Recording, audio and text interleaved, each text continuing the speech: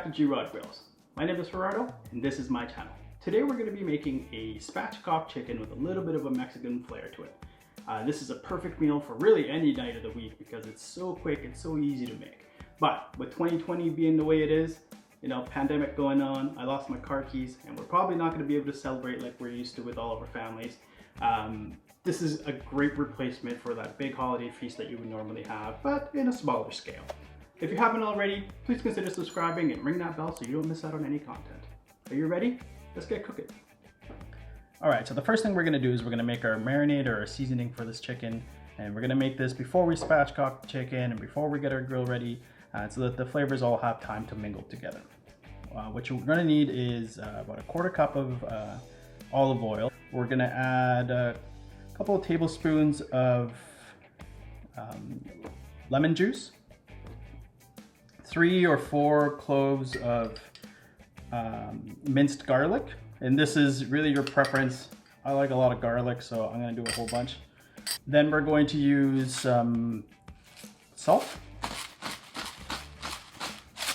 maybe about a teaspoon's worth, some pepper, about that much, some cumin, about a teaspoon as well, maybe a little bit more.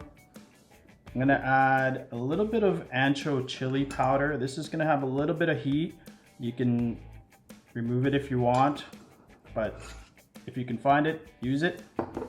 Next is smoked paprika. You can really use any paprika. This is just for color. The smoke will give you a little bit of flavor as well, but don't need a whole ton, just a tiny bit. I'm in Canada and in Winnipeg in particular, and I can't find Mexican oregano up here unless I go to any of the specialty stores. So today I'm going to be using just regular oregano leaves. You're gonna want about 2 tablespoons worth, and then you just mix this all up.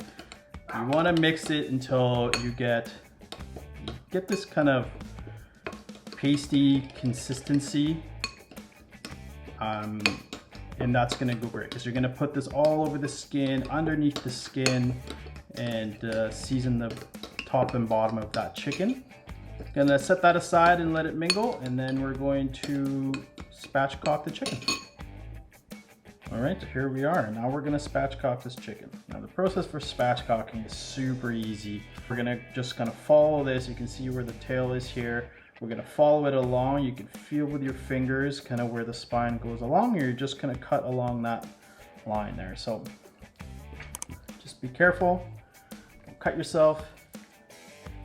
We'll go here.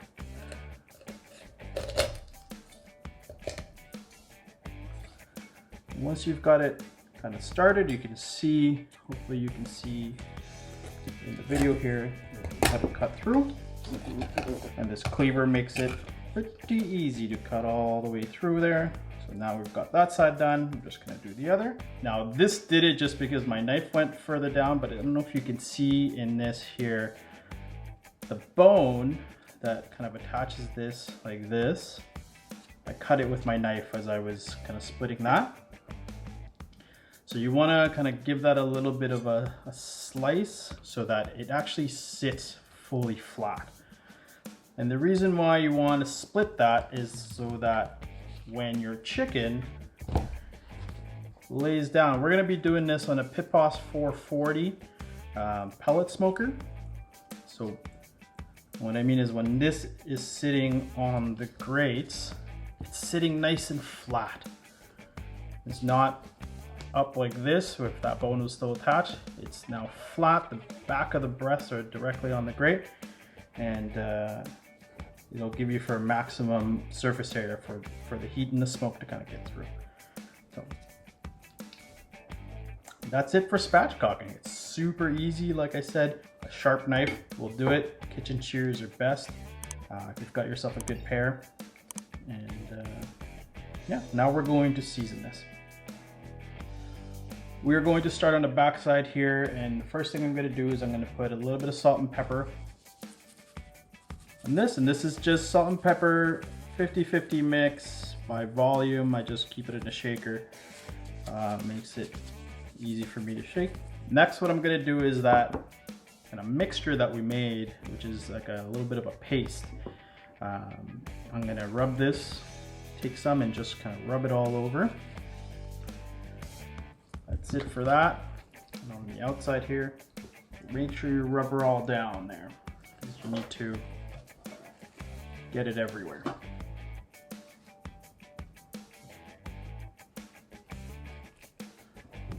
We're gonna want to get underneath the skin as well. You can see in this one, the skin's kind of already coming off the breast a bit, but this is easy.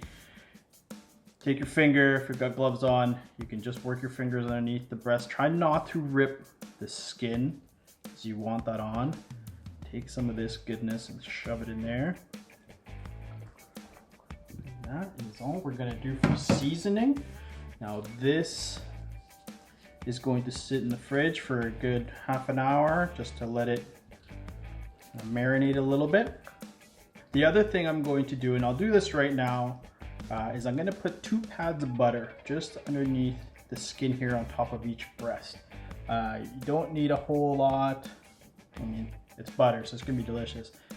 But about that much, so you can see. Just gonna lift the skin, tap that underneath, just on top of the breast, and push it kind of flat. It's gonna help kind of base that meat underneath it, and it's gonna be awesome. Same on the other one. Now I'm just gonna give it a little sprinkle of salt and pepper.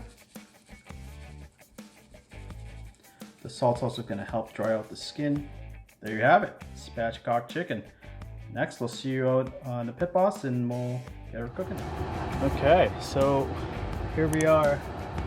We've got our pit boss 440 here set to 400. It's been running for a good, I don't know, 15 minutes or so. So I'm gonna put the chicken in and we'll let her go. One thing I wanna show you is that hopefully you can see this here. I've put in this meter thermometer and it will monitor temperature on it. We're gonna put it on till it gets to 165 internal, and then we're gonna pull it off. We're gonna put it as flat as we can on the grill and let her go.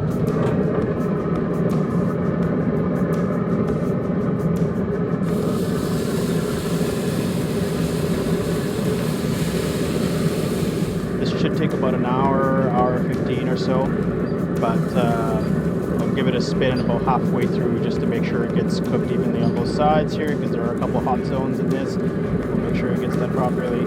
See you in a little bit. Alright, so we're about halfway through here and you can see the color is looking mighty nice. Keep her going. Well, there it is, guys. It's been about an hour 15 minutes, hour 20 minutes in the barbecue, and it is fully finished. So we're just gonna carve this up and give her a taste. All right, so let's carve this up here. We're just gonna cut off the corners here, or the quarters. You can see it's super juicy. It's fantastic. Can't wait to get some of that. Just gonna cut into some of this breast. I can show you guys. You can see how this is all coming just.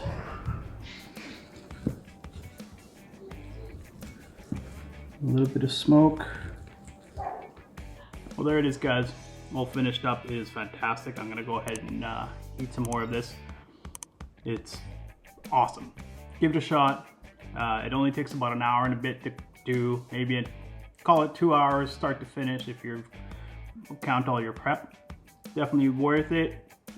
Great replacement for any holiday meal you may not be able to, when you're not able to do it with the whole family. This is a great recipe. Like I said, I'm gonna throw it down in the description, all the ingredients in the description.